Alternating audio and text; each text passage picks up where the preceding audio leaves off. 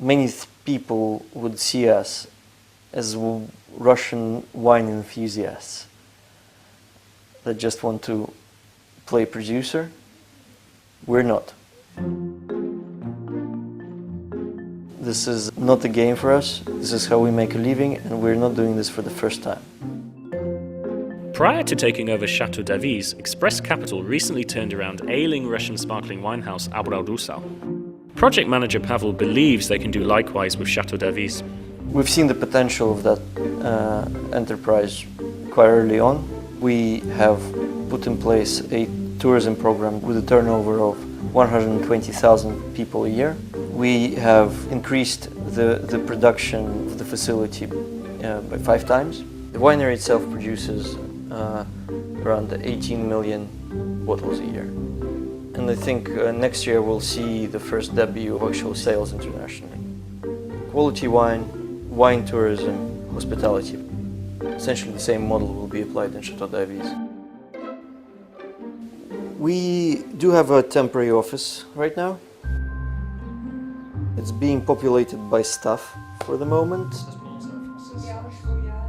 We have Hervé Justin.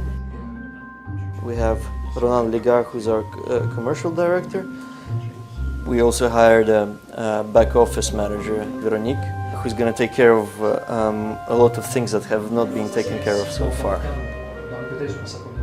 Our problem in the next week will be to ask the permit to demolish this old building, because this building is in bad state and there is a danger for all the people working here. So I think we have to ask for a demolition permit.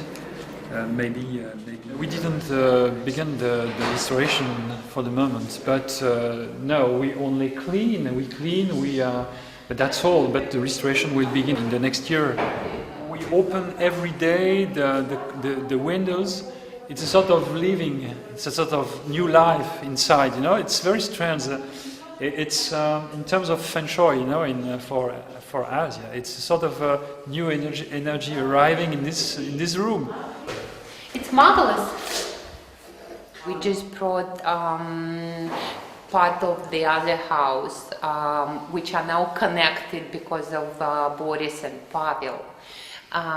So we just brought a part of that house to here, just to show what is the background behind the family. What are they doing right now in Abrał Dusau?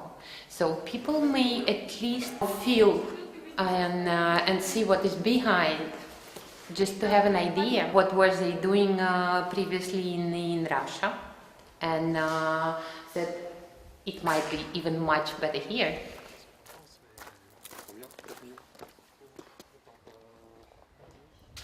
At least with the position and people. We have to find a hammer. It's the first step of the restoration. So. I'm Ronan Ligar.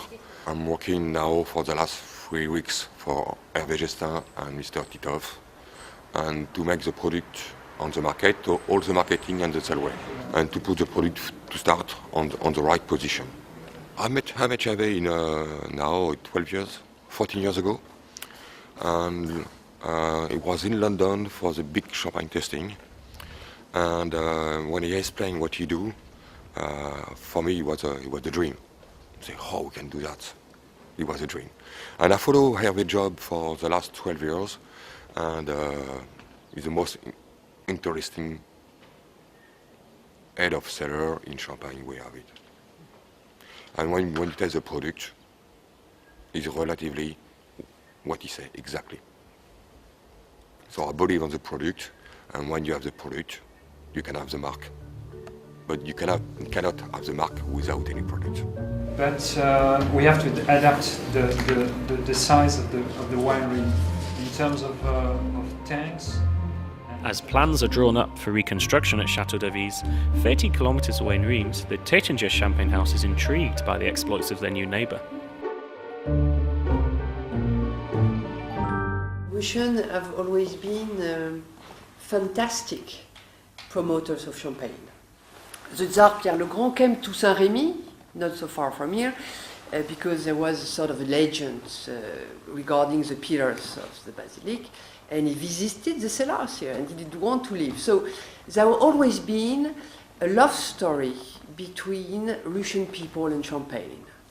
If a new company arrives in Champagne, I think if they respect the rules defined by the appellation, if they respect the rules of the partnership between the houses and the growers, they just have to respect the rules and to be proper and to develop a good image of the Champagne in the country.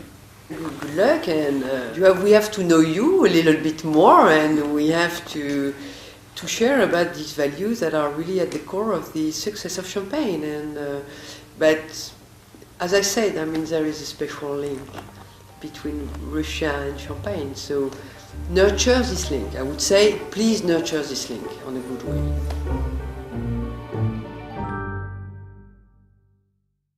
At least now we're sort of firm in what we want to do, because we're going to try and take a significant role in the development of the organic wine in Champagne. This product will have major demand on it.